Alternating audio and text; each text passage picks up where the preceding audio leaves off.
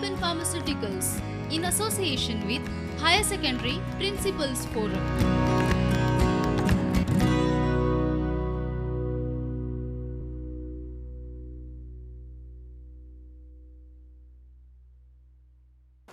नमस्कार, आप सभी का हिंदी तासिका में हार्दिक स्वागत है। आज हम हिंदी 12वीं पाठ्यक्रम में संकलित कविता उदासी पढ़ने वाले हैं, जिसकी कवियत्री है नीलेश रघुवंशी। तो कविता शुरुआत करने से पहले हम कुछ बातों पर ध्यान देते हैं। जैसे आप जानते होंगे, मनुष्य का जब जन्म होता है तो वह अपनी किस्मत लिखे लाता है, अपने जीवन में संघर्षों से होकर गुजरता है।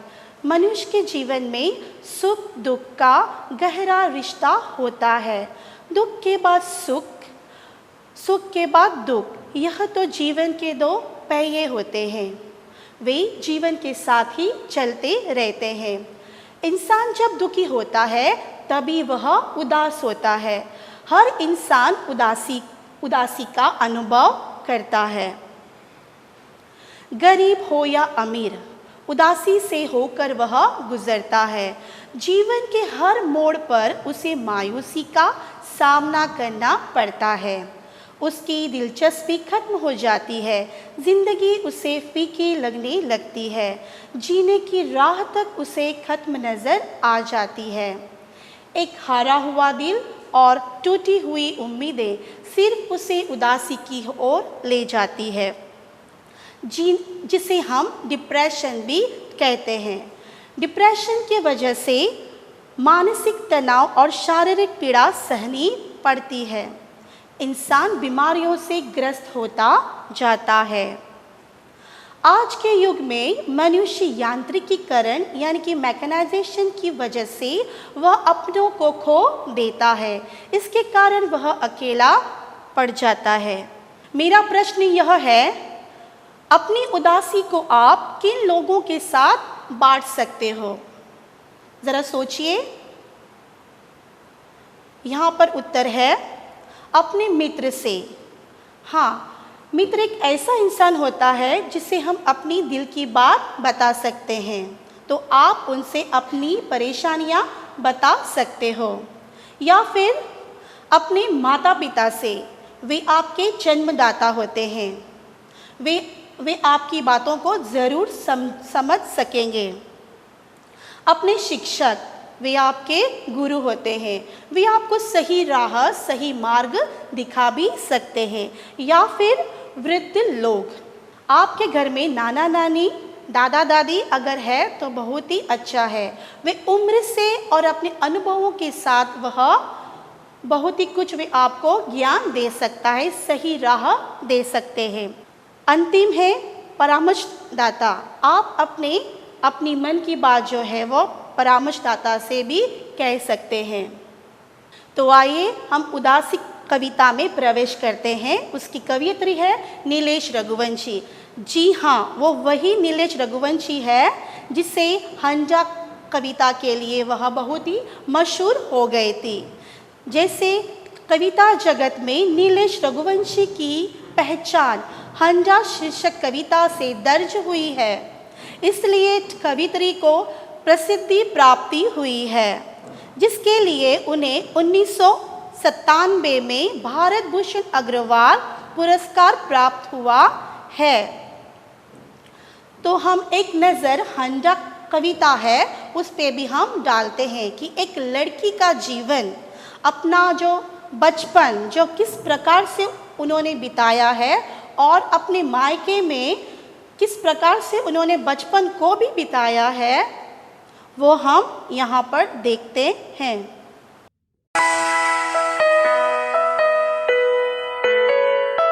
एक पुराना और सुंदर हंडा भरा रहता जिसमें अनाज, कभी भरा जाता पानी, भरे थे इससे पहले सपने। एक पुराना और सुंदर हंडा भरा रहता जिसमें अनाज, कभी भरा जाता पानी, भरे थे इससे पहले सपने। वह हंडा एक युवती लाई अपने साथ दहेज में, देखती रही होगी रास्ते भर उसमें घर का दरवाजा, बचपन उसमें अटाटूट भरा था, भरे थे तारों से डूबे हुए दिन।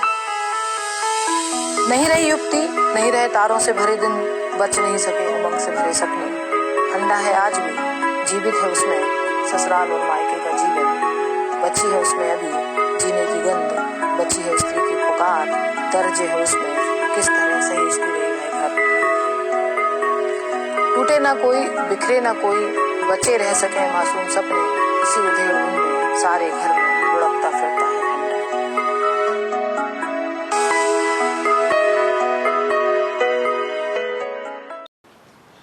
बच्चों, अब हम कवित्री की ओर बढ़ते हैं, उनका परिचय लेते हैं। हमारे घर परिवार, आस पड़ोस एवं दैनिक जीवन से जुड़ी कविताएं लिखने वाली कवित्री नीलेश रघुवंशी का जन्म 4 अगस्त 1969 मध्य प्रदेश के गंज बासोदा में हुआ। हिंदी में एमए और भाषा विज्ञान में एमफिल की परीक्षा उत्तीर्ण कर काव्य सर्जन में निरत संप्रति दूरदर्शन केंद्र भोपाल में कार्यरत है। इसके अतिरिक्त वे टेलीफिल्म में पटकथा लेखन का कार्य भी करती है। उनकी काव्य रचनाएं समकालीन भारतीय साहित्य, वर्तमान साहित्य, साक्षात्कार, वाग्घाट आदि महत्वपूर्ण पत्रिकाओं में समय समय पर छपती रही है। उनकी प्रमुख कृतियां हैं घर निकासी, पानी का स्वाद, अंतिम पंक्ति में, एक कस्बे के नोट्स, खिड़की खोलने के बाद, कवि ने कहा। ये थे उनके प्रमुख कृतियां। घर निकासी काव्य संग्रह के लिए आर्य स्मृति साहित्य तथा कालांतर में मध्य प्रदेश साहित्य परिषद के दुष्यंत कुमार स्मृति सम्मान से सम्मानित किया गया तथा भारतीय भाषा परिषद कोलकाता में युवा लेखन पुरस्कार भी प्राप्त हुआ है। इसके अतिरिक्त उन्हें केदारनाथ शीला स्मृति पुरस्कार, डीडी अवार्ड 2003 और डीडी अवार्ड 2004 से उन्हें सम्मानित किया गया। नीलेश की अधिकांश कविताएं हमारे पास पड़ोस और पारिवारिक जीवन की संवेदनाओं से जुड़ी हुई है। उदासी में कवियत्री की आपाधापी जिंदगी में छाई उदासी को चाय के स्वाद में बदलकर उसे जिंदगी से निकाल फेंकना चाहती है। कवियत्री एक महिला होने के कारण वह हर महिला की तरह रोज घर के कामकाज में आए काम जैसे खाना बनाना, बर्तन मांजना, घर को साफ रखना, कपड़े धोना इत्यादि, इन्हीं कामों से उन्हें उदासी से छुटकारा पाने के लिए अनेक उपाय, अनेक नुस्खे मिल जाते हैं। तो आइए बच्चों, अब हम कविता की ओर जाते हैं ताकि हम और आप सब मिलकर अपनी उदासी को हम बाहर फेंक सके। एक ही बात दोहराती हूँ बार बार, एक ही बात दोहराती हूँ बार बार, मैं उदास बहुत हूँ। बार बार दोहराने से बेहतर है बदल देना चाहिए उदासी को उजाले में। चाय की पत्ती की तरह बदल देना चाहिए उदासी को स्वाद में। घुल जाने देना चाहिए शक्कर के दानों की तरह। पोछे की तरह रगड़ देना चाहिए उदासी को। चमकने देना चाहिए मन को उजले फर्श की तरह। बदल देना चाहिए उदासी को साबुन में। उदासी उदासी उदासी, बस बहुत हो गई उदासी। पुराने पड़ गए कपड़ों की तरह, पुराने पड़ गए कपड़ों की तरह उदासी को बेचकर नए चमचमाते बर्तन खरीद लेना चाहिए। अनार के दानों की तरह चमकने देना चाहिए उदासी को। बच्चों, हम आगे देखते हैं। यहाँ पर कठिन शब्द है उदासी, दोहराती, बेहतर, उजाले। इसके हम शब्दार्थ को देख लेते हैं। उदासी यानी दुख, निराशा, खिन्नता, हताश। अंग्रेजी में हम उसे सैडनेस कहते हैं। दोहराना, बार बार कहना, बेहतर, अच्छा, उजाला, प्रकाश, रोशनी। अपनी कविता में कवयित्री पहले ही पंक्तियों में वह कहती है कि एक ही बात दोहराती हूँ बार बार, मैं बहुत उदास हूँ। बार बार दोहराने से बेहतर है बदल देना चाहिए उदासी को उजाले में। वह देखती है कि आसपास में या फिर अपने निजी जीवन में वो कितनी उदास है। उसका जीवन जो है वो पूरा अंधकार में है। क्या बार बार उदासी को दोहराना सही बात है? नहीं, बार बार दोहराने से वह उदासी बहुत ही बढ़ जाएगी। इससे बेहतर है कि हम अपनी उदासी को बदल दें, उजाले में हम उसे बदल दें। बच्चों, इस पे आपको प्रश्न भी आ सकता है, जैसे उदासी को उजाले में किस प्रकार बदल देना चाहिए? तो इसका जवाब है, उदासी कविता में कवयित्री ने आज के व्यस्त जीवन में छाई उदासी को लेकर इस कविता में उल्लेख किया है। वह कहती है, बार बार दोहराने से या उदास हो जाने से दुख जो है वो कम नहीं होगा। आज के यांत्रिकीकरण तथा आपाधापी के दौर में हर व्यक्ति इतना व्यस्त हो गया है कि अपना दुख बांटने के लिए उसके साथ कोई नहीं है। जब शाम होते होते उसे उदासी घेर लेती है। जब वह अपने ही दुख में खोई थी, तब वह बार बार अंतरात्मा उसे कचोट रही थी। मैं उदास हूँ, मैं उदास हूँ, बहुत अधिक मैं ही उदास हूँ। अगले ही पल वे सोचती है कि उदासी को बार बार दोहराना अच्छी बात नहीं है। बेहतर यही होगा कि उसे उजाले में अर्थात खुशियों में बदल दिया जाए। हम आगे देखते हैं कि चाय की पत्ती, स्वाद, घुल, शक्कर, इसके शब्दार्थ है चाय की पत्ती यानी कि चाय पाउडर, स्वाद यानी कि रुचि, टेस्ट, घुलना, किसी वस्तु में पिघलकर मिल जाना, शक्कर यानी कि चीनी। यहाँ पर वह कहती है कि चाय की पत्ती की तरह बदल देना चाहिए उदासी को स्वाद में, घुल जाना देना चाहिए शक्कर के दानों की तरह।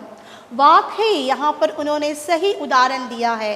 हम हर रोज चाय पीते हैं, लेकिन वो चाय पीने से तभी हमें तरोताज़गी मिलती है।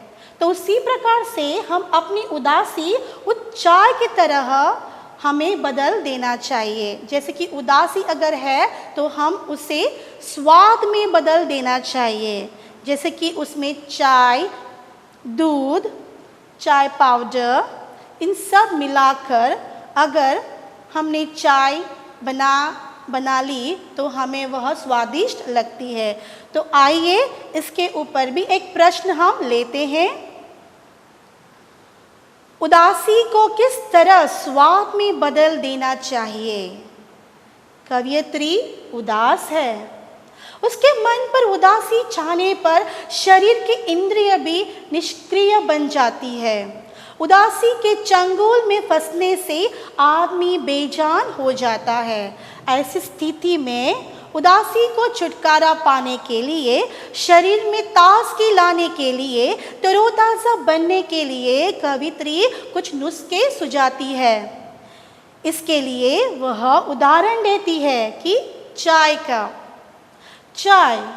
ताजगी का प्रतीक है। सिर्फ चाय की पत्ती पानी में उबाली जाए तो स्वाद वाली चाय नहीं बनती, बल्कि वह कड़वी लगती है। जैसी हमारी उदासी भी बहुत ही कड़वी लगती है। इसलिए चाय की पत्ती के साथ साथ शक्कर, दूध, पानी मिलाकर उबाले जाए तो चाय में रंग तथा स्वाद वाली चाय बन जाती है, जिसे पीने से तलब मिट जाती है। मन और शरीर में, दिमाग में ताजगी आती है। शक्कर के दानों भी चाय में घुल कर उसे मिठास प्रदान करते हैं। इसी प्रकार चाय की तरह उदासी को मिठास में परिवर्तित करना चाहिए।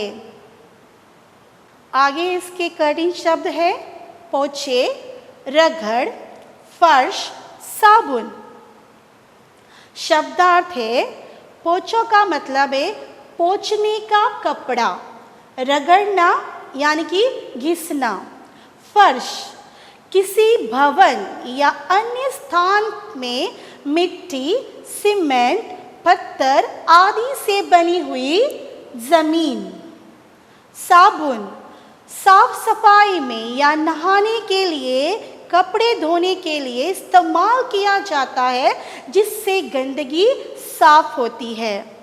तो आइए आगे हम पढ़ लेते हैं कि पोछे की तरह रगड़ देना चाहिए उदासी को, चमकने देना चाहिए मन के उजले फर्श की तरह, बदल देना चाहिए उदासी को साबुन में। आप इस चित्र में देख सकते हैं कि यहाँ पर साबुन है, फर्श है। तो ये पोछा जो है और साबुन का जो काम जो है वो गंदगी साफ करना, और इस फर्श को देखिए बहुत ही चमक रहा है। तो उसी प्रकार हमारे मन रूपी मन में बहुत ही अगर उदासी छाई हुई है तो उसे हमें निकाल कर बाहर फेंकना चाहिए या फिर पोछे से उसे रगड़ देना चाहिए, ताकि मन जो है वो साफ हो जाए, उसमें खुशियाँ आ जाए, वह फर्श की तरह चमक उठे, हमारा मन भी चमक उठे। तो आइए इस पे हम प्रश्न लेते हैं। उदासी को किस प्रकार चमकने देना चाहिए? जवाब है साबुन और पोछे की विशेषता है साफ रखना। कवियत्री उदास होने के कारण साबुन और पोछे की मदद से मन के फर्श की उदासी को रगड़कर उजले फर्श की तरह चमकने की बात करती है, क्योंकि पोछा फर्श को चमकाया बना रखता है। साबुन को शरीर या कपड़ों पर रगड़ने से शरीर और कपड़े चमक उठते हैं। उसी प्रकार उदासी को पोछा बनाकर मन रूपी फर्श पर रगड़ देना चाहिए। पोछा फर्श पर रगड़ने से फर्श चमक उठता है। उसी प्रकार उदासी को उजले फर्श की तरह चमकाकर, दुखों को मिटाकर मन में मिठास, खुशियाँ भरनी चाहिए। मन को उत्साह प्रफुल्लित करना चाहिए। और अंतिम है कि यहाँ पर शब्दार्थ हम देख लेते हैं। शब्द जो है पुराने, कपड़ों, बर्तन, खरीद, अनार। इसके शब्दार्थ है पुराने कपड़े यानी फटे या पुराने वस्त्र, बर्तन भोजन पकाने या खाने का पात्र, खरीदना पैसे आदि देकर किसी दुकान, व्यक्ति आदि से कुछ सौदा मोल लेना। अनार एक फल जो लाल रंग के छोटे दाने जो रसीले होते हैं। बच्चों, आपको यहाँ तक कविता समझ में आई होगी। आगे देख लेते हैं। जैसे आप इस चित्र में देख सकते हो कि पुराने कपड़े हैं और बर्तन वाला भी है और नए चमकीले बर्तन भी है। तो यहाँ पर कवित्री कहती है कि हमें अपनी उदासी को बेच देना चाहिए या फिर हमें वो बाहर फेंक देनी चाहिए, ताकि जिस प्रकार हम यहाँ पर पुराने कपड़े को हम जब बेचते हैं तो वह उसके बदले हमें नए बर्तन मिलते हैं। तो उसी प्रकार से हमें अपनी उदासी को बाहर फेंकना है ताकि हम नए चमकीले बर्तन जब हम लाते हैं, उसी प्रकार हमें अपने जीवन में खुशियाँ लानी चाहिए, यानी कि हमें खुशियों को आमंत्रित करना चाहिए। और इस पंक्ति में कवित्री अंत में एक बहुत ही अच्छी बात हमसे कहती है कि वह चमकने देना चाहिए अनार की तरह।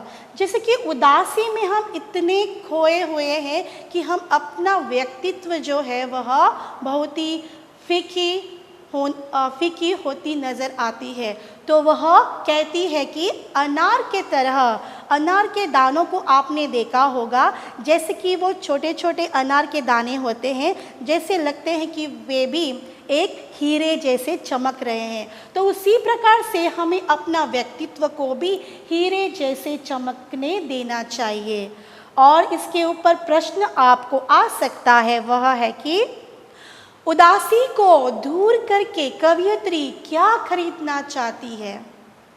जवाब है, कवियत्री कहती है, उदासी उदासी कहकर बहुत हो गई उदासी, उदासी को गले लगाकर सर पर बिठाकर दुख और बढ़ता रहता है। इसलिए जब कपड़े पुराने होने पर फेंक देते हैं या बर्तन वाले को बेच देते हैं और नए चमचमाते बर्तन खरीद लेते हैं, उसी तरह उदासी को पुराने कपड़ों की तरह फेंक देना चाहिए या बेचकर उसे चमकीले बर्तन खरीद लेना चाहिए, अर्थात नए खुशियों को आमंत्रित करना चाहिए। पुराने कपड़ों का जाना और नए बर्तन का आना, ज़रा ध्यान से सुनिएगा, पुराने कपड़ों का जाना और नए बर्तन का आना अर्थात पुराने विचारों को चले जाना तथा नए बर्तन के साथ नई खुशियों को जीवन में लाना। अपने जीवन में अपना व्यक्तित्व को चमचमाते रहने के लिए कवियत्री अंत में कहती है कि अनार के दानों की तरह अपना जीवन चमकने देना चाहिए। तो बच्चों, आपको यह कविता समझ में आई होगी और आप अपने जीवन में कभी भी निराश, हताश, उदास नहीं रहोगे। तो आइए हम एक नज़र कविता का सारांश पर देख लेते हैं। कवियत्री नीलेश रघुवंशी की अधिकांश कविताएं हमारे पास पड़ोसी और पारिवारिक जीवन की संवेदनाओं से जुड़ी हुई है।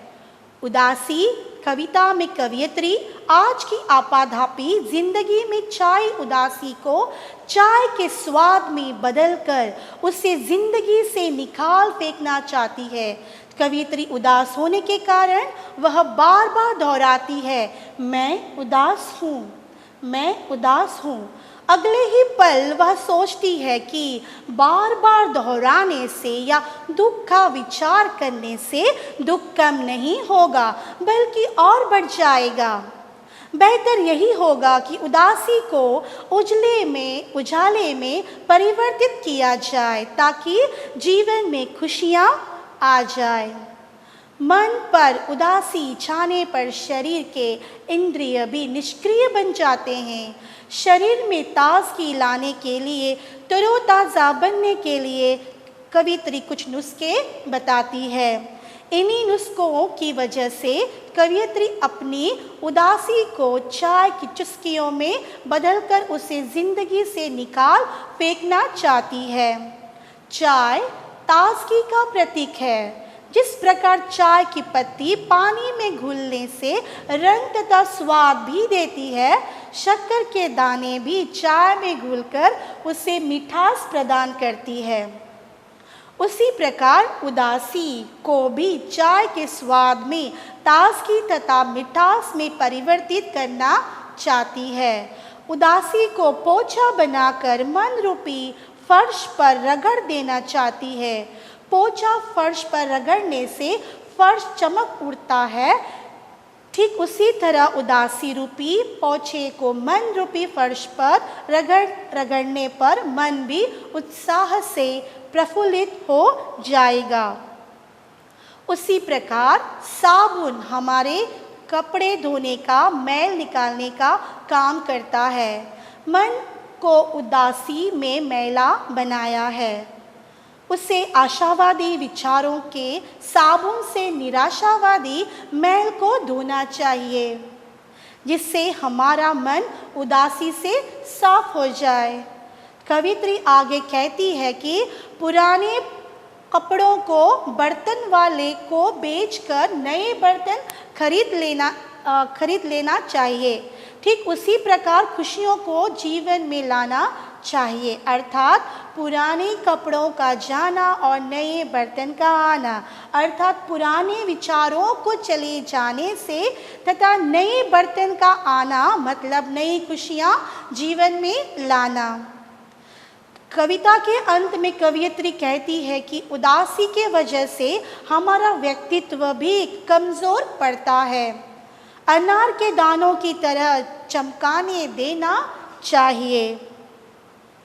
आशा करती हूँ बच्चों कि आपको ये कविता पसंद आई होगी और इस कविता में क्या संदेश हमें मिलता है वो भी हम देख लेते हैं।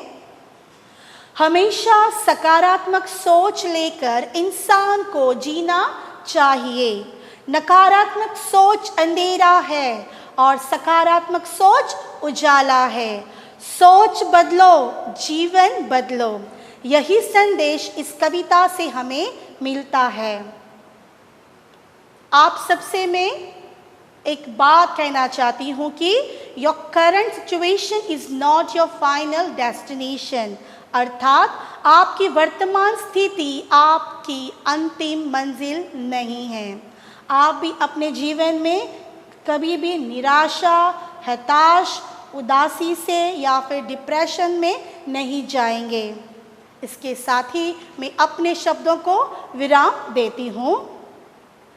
धन्यवाद। Prudent Scholars, powered by Lupin Pharmaceuticals. अब आपकी सुरक्षा आपके हाथों में। ल्यूपी सेफ हैंड सैनिटाइजर, आपका और चेन्नई सुपर किंग्स का फर्स्ट लाइन ऑफ डिफेंस। अब आपकी सुरक्षा आपके हाथों में। ल्यूपी सेफ हैंड सैनिटाइजर, आपका और चेन्नई सुपर किंग्स का फर्स्ट लाइन ऑफ डिफेंस। अब आपकी सुरक्षा आपके हाथों में। ल्यूपी सेफ हैंड सैनिटाइजर, आपका और चेन्नई सुपर किंग्स का फर्स्ट लाइन ऑफ डिफेंस।